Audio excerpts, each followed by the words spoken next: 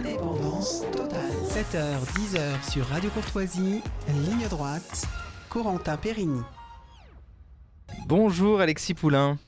Bonjour. Vous êtes journaliste sur Sud Radio, cofondateur du site Le Monde Moderne. Alors, vous vouliez vous parler de Yacine Bellatar, l'encombrant compagnon de route d'Emmanuel Macron. Mais avant, je voulais revenir sur un de vos tweets. Vous avez parlé d'un nouveau point de deal. Vous avez informé Gérald Darmanin d'un nouveau point de deal récemment.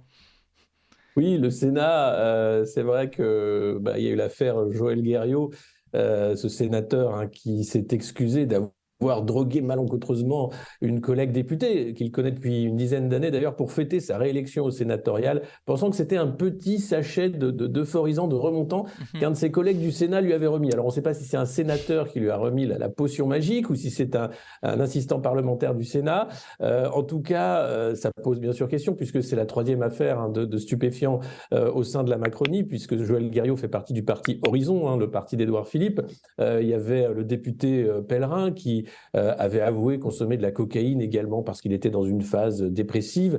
Et puis on se rappelle tous de Laurent Bigorgne, bien sûr, le président de l'Institut Montaigne, qui était à l'origine de la création du Parti En Marche, qui lui aussi droguait ses collaboratrices pour qu'elles passent du bon temps avec lui, sans compter bien sûr un assistant parlementaire aussi de la République En Marche, c'était lors de la première mandature, qui avait été pris pour gros trafic de drogue. Et puis on ne parle pas des élus qui venaient de Guyane, les valises remplies de stupéfiants, en expliquant que c'est pas eux qui avaient mis ça dans leurs valises. Donc oui, je dis à Gérald Darmanin que peut-être il serait intéressant de s'intéresser de près au lieu de la République, parce qu'il y a peut-être un problème de narcotrafic assez sévère, voilà. Assez sévère et puis très proche de lui. Alors on rappelle, on invite nos auditeurs à retrouver notamment la vidéo, la chronique de Louis Rigaudière hier, des chroniques qui cartonnent sur justement ce lien entre la Macronie et ses points de deal. Alors, on voulait revenir sur Yacine Bellatar. Vous pouvez rappeler qui est ce compagnon de route d'Emmanuel Macron qui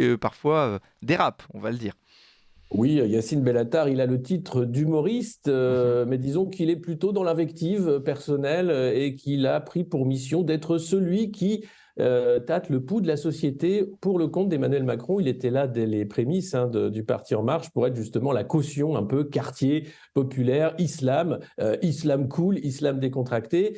Et voilà que Yacine Bellatar a été pris quand même dans quelques affaires de violence notamment, qu'il a été aussi vu comme étant très proche de la mouvance des frères musulmans. Et qu'il est toujours là, Yacine Bellatar, puisqu'il était invité à l'Élysée avant la marche de dimanche dernier et celui d'avant contre l'antisémitisme, et qu'il a rencontré Bruno Roger-Petit, le conseiller mémoire du président de la République, pour conseiller au président de ne pas s'y rendre parce que ça pourrait être vu comme une insulte ou du moins un message négatif pour la communauté musulmane. Voilà le portrait un peu de Yacine Bellatar. Alors bon, en France, des humoristes qui ne font pas rire, on en a pléthore, mais là, c'est quelqu'un qui est au-delà, bien sûr, de son rôle d'humoriste, puisqu'il est conseiller. Et puisqu'il a une vision aussi de la société très militante, avec ce façon de faire du business finalement sur moi, vous inquiétez pas, je vais vous parler des quartiers, je les connais, je sais aussi comment ça marche la communauté musulmane. Et c'est le problème en fait du pouvoir, c'est la séparation avec la vie réelle, et c'est l'entourage aussi. Et on voit que Emmanuel Macron n'a pas pour qualité de choisir les meilleurs pour s'entourer. On va parler de Thierry Solère par exemple, qui est un conseiller mis en examen dans de nombreuses affaires et qui est lui aussi à l'Élysée chaque semaine, et tous les autres conseillers qui sont allés et venus, sans parler bien sûr des ministres actuellement jugés ou éphémère ministre voilà, comme François Bayrou, pour des affaires de conflit d'intérêts. Dans le cas Bellatar, on voit bien que c'est pas Emmanuel Macron lui-même qui l'a reçu, mais le message est clair, la porte est toujours ouverte à l'Élysée et comme le dit lui-même Yacine Bellatar, il est là pour expliquer aux conseillers du président comment fonctionne la société française. Alors, ce genre de relais pour expliquer comment fonctionne la société française, Je pense que c'est pas les meilleurs parce que c'est une vision très idéologique en fait de la société, très biaisée. Et je conseillerais à Emmanuel Macron peut-être de me recevoir à l'Élysée parce que on aurait peut-être d'autres choses à discuter d'ailleurs sur le chapeau du président ou d'autres choses. Et pour voir comment ce que c'est finalement la société française. Il suffit peut-être de prendre le métro, ne serait-ce qu'une fois à Paris, pour voir à l'heure de pointe ce que c'est que la société française, d'aller travailler aussi une semaine dans un service d'urgence d'un hôpital public, ou simplement d'aller donner cours pendant une semaine également, mais pas dans l'école privée de Brigitte Macron qu'elle a montée avec Bernard Arnault, mais non, dans un collège, n'importe lequel. Et là, vous aurez peut-être le pouls de la société française plutôt que ces déambulations et ces visites, parce qu'on a le sentiment, et c'est de plus en plus caricatural, que ces grands serviteurs de l'État, comme ils aiment à s'appeler, sont des touristes dans leur propre pays, qu'ils ne le connaissent pas. On a le cas Édouard Philippe, par exemple, le fondateur du Parti Horizon, qui passe son temps à se balader dans ce pays et aussi à l'étranger, mais dans ce pays particulièrement, parce qu'il ne le connaît pas. Il est très fier de mettre des petites punaises dans son bureau des lieux où il s'est rendu pour faire des signatures de son livre. Et c'est systématiquement, dès qu'une campagne électorale arrive, que ces touristes de la République sortent la camionnette et viennent vous voir. Sans ça, jamais ils viennent, jamais ils ne comprennent. Et puis quand ils essayent de venir, rappelez-vous, sur les ronds-points des Gilets jaunes, ça s'était plutôt mal passé. Il y avait eu là, il y a une défiance en fait par rapport au personnel politique. Et quand on voit les conseillers qui sont autorisés à rentrer dans le Saint des Saints, le palais de l'Élysée, on comprend pourquoi il y a cette défiance malheureusement. Et justement, alors ce qui est drôle, c'est que donc on parle de Yacine Balatar, et puis il y avait aussi Benalla, puis aussi Emmanuel Macron avait été pris en photo avec des détenus dans une prison. Il y a une espèce de fascination d'Emmanuel Macron pour les racailles finalement. Oui, parce qu'il est thaumaturge, donc il pense que la présence de sa personne sacrée va immédiatement convertir le délinquant à la lumière de la République et du droit chemin. Et puis il y a le côté bad boy, il a été banquier d'affaires. Les banquiers d'affaires, c'est quand même pas les derniers pour la déconne. Donc c'est des gens qui sont assez violents, pas forcément physiquement, mais qui ont une violence dans la façon de travailler.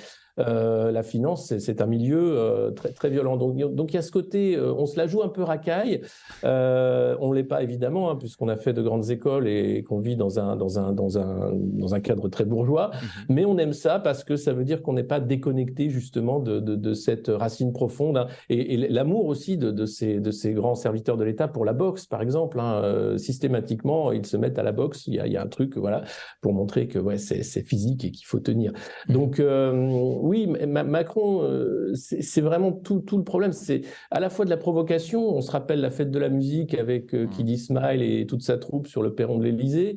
Pareil, lors de cette visite dans les Outre-mer où il se retrouve d'un seul coup dans un quartier chaud, alors que c'était pas prévu. Là, c'est très dangereux en termes de sécurité du chef de l'État. Et systématiquement, ce genre de discours qui fait croire qu'il est connecté, alors que quand il se déplace, il y a 4 compagnies de CRS, des hélicoptères et des cordons de sécurité, et que c'est opération ville morte où qu'il se rende. Donc voilà, c'est un moment, on a compris, la propagande, ça va 5 minutes, et surtout cette propagande-là.